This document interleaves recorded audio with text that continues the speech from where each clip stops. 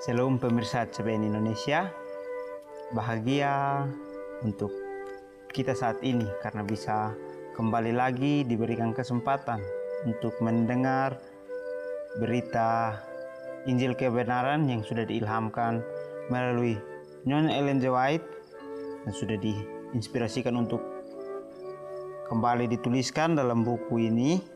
Dan kembali lagi kita bertemu di buku ini yang dengan judul besar di buku ini adalah Bersama Tuhan di Waktu Fajar.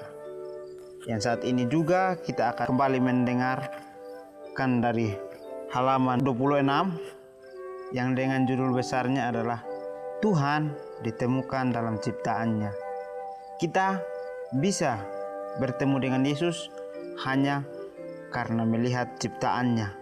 Kita dapat bersyukur karena bisa melihat akan ciptaan yang diberikan begitu indah untuk kita nikmati pada saat sekarang ini.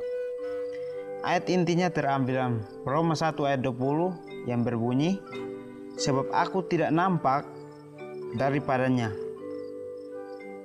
yang kekuatannya yang kekal dan keilahiannya dapat nampak kepada pikiran dari karyanya sejak dunia diciptakan sehingga mereka tidak dapat berdalih.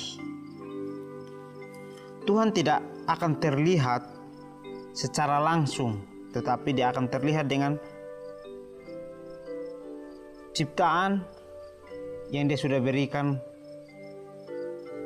di dunia ini. Dia akan terlihat indah kalau kita bersyukur menikmati akan keindahan itu. Tapi kalau kita tidak bersyukur menikmati akan keindahan itu, berarti juga kita tidak merasakan bertemu dengan Yesus.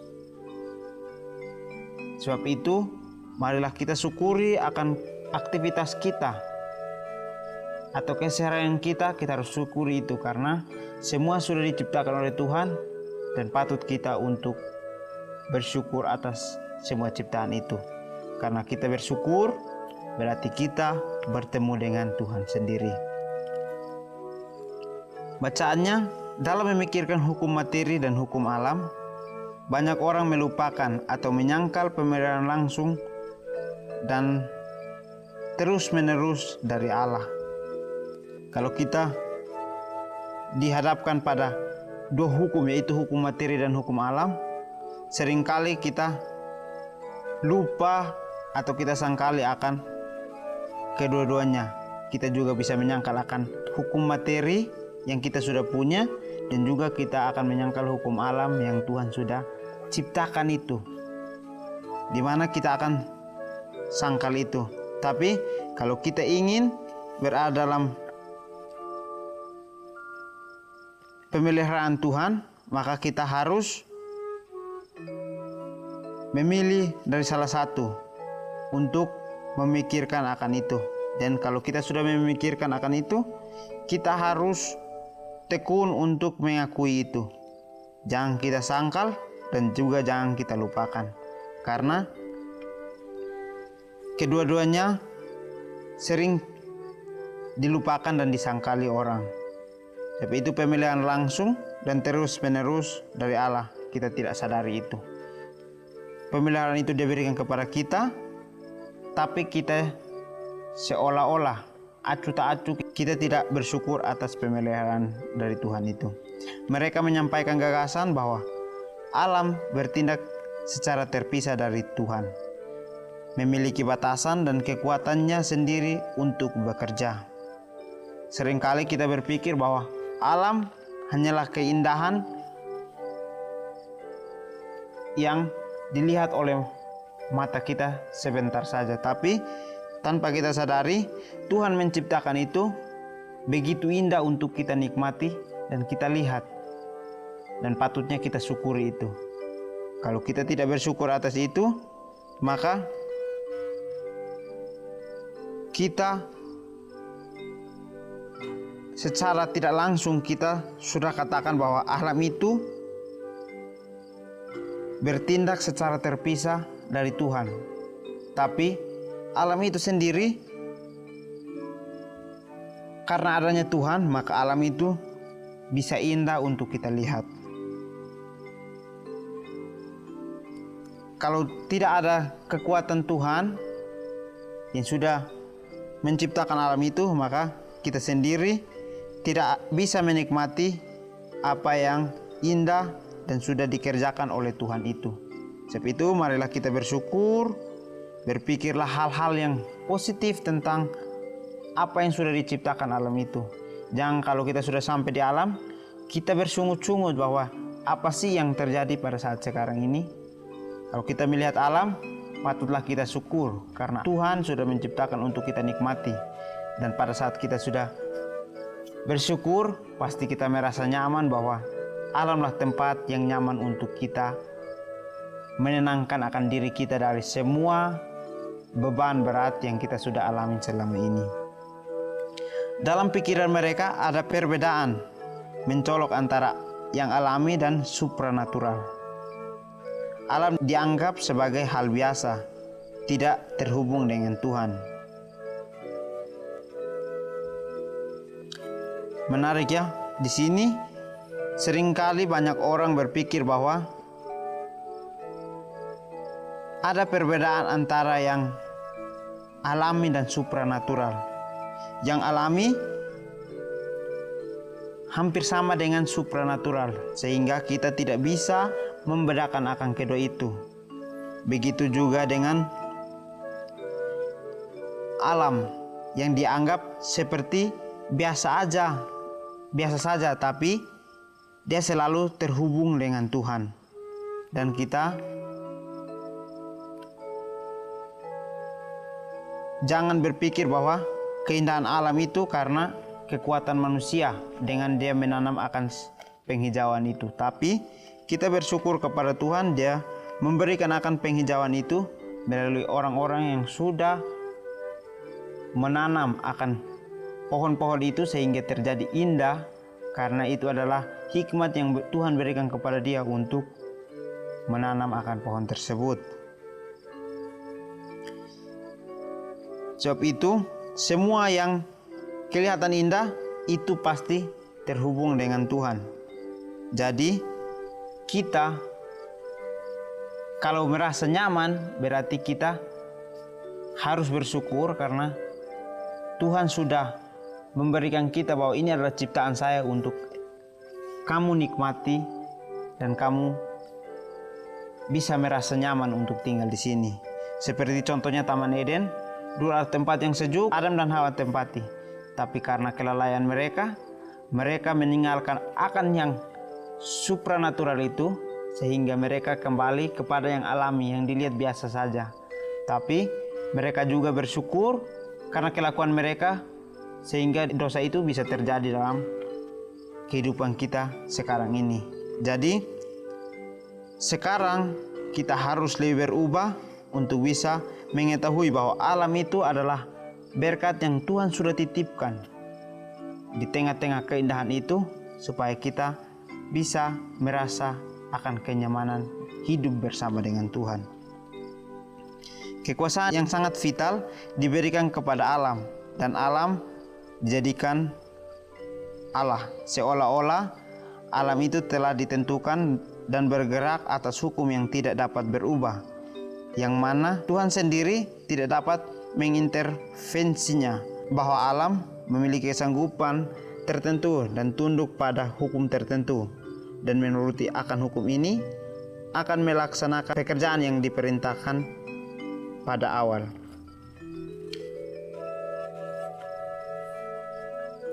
Kekuasaan yang sangat vital ya, atau sangat utama yang diberikan Tuhan kepada alam.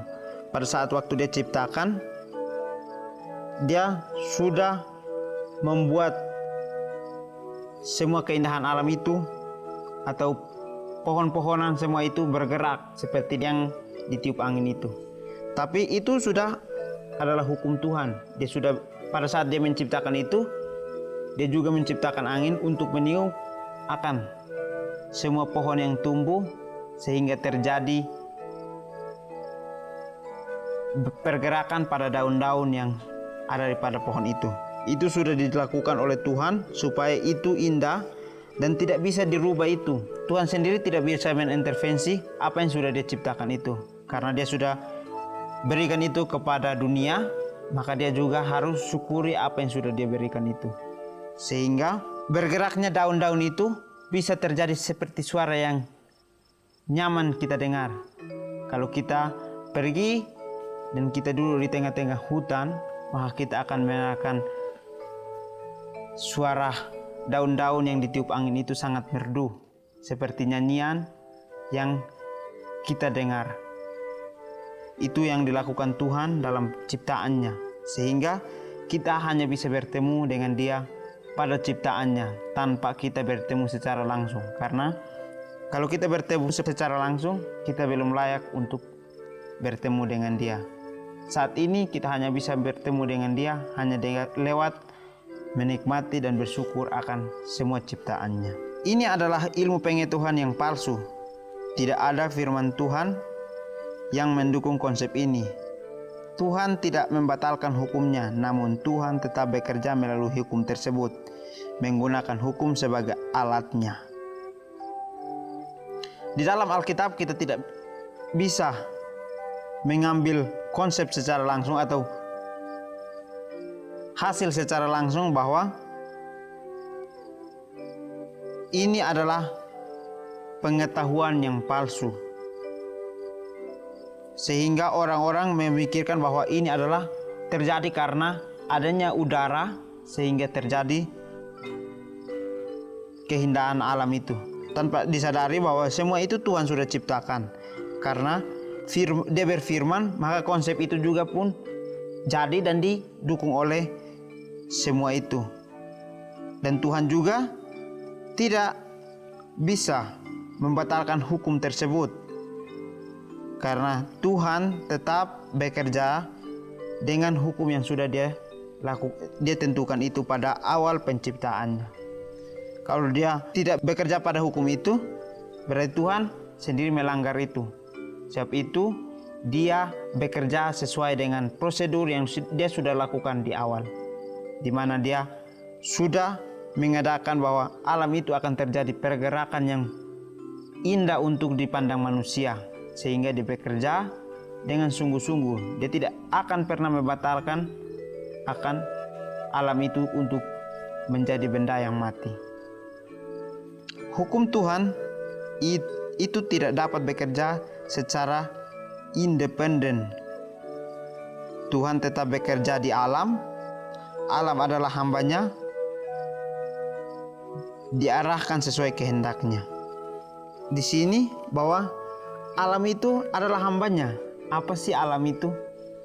Tanpa kita sadari, kita juga sudah diciptakan dan kita juga termasuk di dalam lingkungan yang disebut alam. Dimana kalau ada alam berarti ada binatang dan juga kehidupan makhluk lain. Seperti juga kita manusia, kita berada di tengah-tengah alam. Itu juga Tuhan sudah menganggap kita sebagai hambanya, karena kita berada di alam untuk merawat akan alam tersebut. Dan Dia juga diarahkan sesuai dengan kehendaknya. Dia bekerja sesuai dengan hukum yang sudah ditentukan, dan Tuhan juga tetap bekerja di alam. Dia selalu memerhatikan kita, yang kita selalu lakukan setiap hari. Pada kegiatan kita juga Dia memerhatikan bahwa kita berlindung pada hukumnya, yaitu hukum alami yang terdapat pada alam. Dalam ciptaannya Dia juga dihadirkan oknum-oknum yang memiliki intelijensia, yang bergerak aktif di seluruh ciptaannya menurut kehendaknya. Dia memiliki suatu oknum yang kita tidak bisa miliki kalau tanpa Tuhan berikan itu. Dia berikan itu untuk semua alam itu bergerak, dan seluruh ciptaannya bisa menurut akan kehendaknya. Di mana Dia berbicara atau Dia berfirman, semuanya itu bisa menurut kepada kehendaknya. Kalau tidak begitu, maka kita diciptakan berarti kita hanya sekedar hidup doang, seperti angan-angan. Kita berada dalam sebuah kapal yang hanya di atas permukaan air saja. Tapi semua itu Tuhan ciptakan karena ingin untuk kita nikmati dan syukuri. Sebab itu bertemu dengan Tuhan hanya sekedar lewat ciptaannya. Kita bisa bersyukur karena kita bisa saling bertemu dengan sesama kita. Kita bisa menikmati alam, bisa menikmati udara yang diberikan, dan juga sinar matahari yang diberikan itu kita harus selalu bersyukur. Karena itu Tuhan sudah ciptakan di alam ini untuk kita nikmati itu. Dalam alam ciptaan terlihat kehadiran oknum yang memiliki intelijensia yang bergerak aktif di seluruh alam ciptaannya yang menurut kehendaknya, bukan dengan kekuatan asli yang ada pada alam, sehingga tahun demi tahun bumi menghasilkan kelimpahan dan terus mengelilingi matahari. Menarik ya? Bukan dengan kekuatan alam sendiri sehingga tahun demi tahun bisa menghasilkan kelimpahan, tapi karena ada campur tangan Tuhan, maka alam itu tahun demi tahun akan berubah dan akan bertambah kelimpahan yang ada di dalam alam tersebut. Yang alam itu sendiri terus kita nikmati, dan kita di bumi ini kita menghasilkan hasil yang berlimpah sehingga kita terus mengelilingi akan matahari itu. Yang matahari terbit kita nikmati dengan saatnya bekerja, dan pada saat terbenam kita juga bersyukur karena hari ini kita sudah bekerja dan dia terbenam, saatnya untuk kita beristirahat, dan dia terbit lagi, maka saatnya untuk kita bekerja lagi. Begitu juga dengan kehidupan Tuhan. Dia melihat bahwa ini indah untuk dipandang manusia, dan juga Dia memberikan kita ilham supaya kita bisa kembali bertemu dengan Dia dengan apa yang kita lihat itu dan kita syukuri. Tangannya yang maha kuasa terus menuntun planet. Kuasa Tuhan saja yang dapat membuat bumi tetap pada posisinya dan saat berotasi. Menarik ya? Seringkali kita belajar pada pelajaran ilmu pengetahuan alam, kita belajar tentang rotasinya bumi ini. Di sini juga Tuhan memberikan kita sebuah contoh bahwa tangannya yang maha kuasa, Dia terus yang menuntun akan semua planet yang ada di muka bumi ini. Karena dengan tangannya yang maha kuasa, Dia bisa menuntun itu dan melihat akan sebuah aktivitas pada alam yang sudah Dia titipkan melalui sebuah planet yang ada. Dan juga karena kuasanya Dia dapat membuat bumi tetap pada posisi saat Dia beroperasi atau berotasi, di mana kita sering belajar bahwa bumi berputar pada porosnya dan berotasi mengelilingi matahari.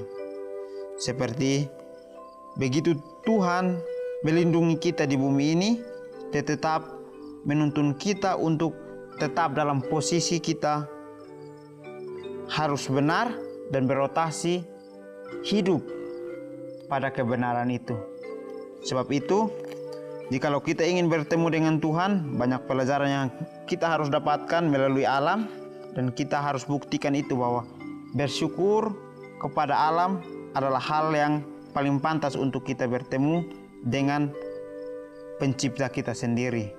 Jadi marilah kita yang ingin bertemu dengan pencipta, kita harus syukuri apa yang sudah ada pada keseharian kita, sehingga itu bisa kita bertemu dengan Tuhan tanpa kita sadari kita sudah bersama-sama dengan Dia. Dengan keadaan alam ini kita dapat belajar bahwa semua yang bergerak itu Tuhan sudah titipkan dan bermakna masing-masing untuk kita semua umat manusia. Biarlah dengan cerita kita untuk bertemu dengan Tuhan pada ciptaannya ini, kita dapat bisa mengambil hal positif bahwa saat inilah hal yang tepat untuk kita bersyukur dan datang lebih dekat kepadanya. Karena saat ini Dia sudah memberikan kita alam untuk menikmati, dan juga kita harus kembali bertobat dan bersyukur atas apa yang sudah terjadi sekarang. Mungkin ini yang dapat saya bagikan. Biarlah bisa membuat iman kita bertumbuh hari lepas hari, supaya bisa kita berubah dan lebih dekat kepada Tuhan. Karena hanya pada Tuhan sajalah kita bisa bertemu, dan pada ciptaannya juga kita bisa nikmati itu. Mungkin ini saja yang dapat saya bagikan. Biarlah firman ini bisa menuntun akan keseharian kita, bahwa alamlah tempat untuk kita berteduh, karena Tuhan sudah berikan kita alam itu. Mungkin ini saja yang dapat saya sampaikan. Kiranya Tuhan Yesus memberkati kita semua. Amin.